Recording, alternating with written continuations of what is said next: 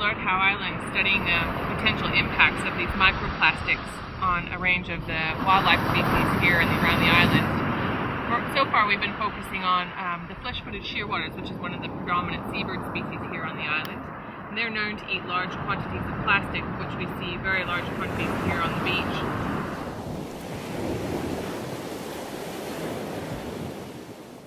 So we were working in the colony last night and came across this small bird. This is a chick.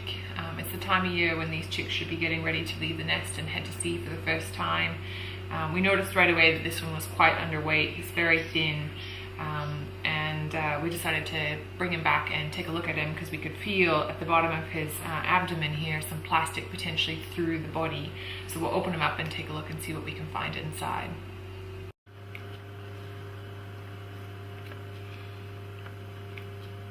So we can see right away that there is a very significant quantity of plastic inside of this poor bird. He should have weighed somewhere around 1,000 grams, and he only weighs right now about 500, so he's about half of his body mass. There's no doubt that this bird died as a result of this plastic ingestion.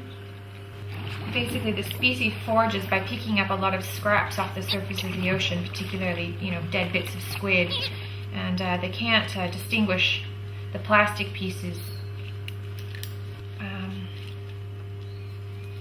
Very, very significant quantity of plastic inside this bird. It's quite remarkable.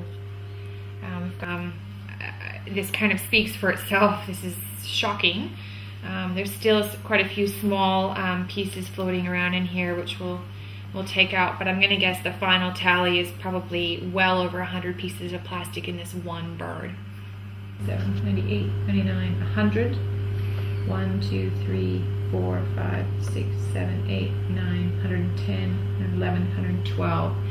So just the big pieces here from this one individual, 112 pieces above about 5 millimeters. These are the macro pieces. It's a fairly significant number.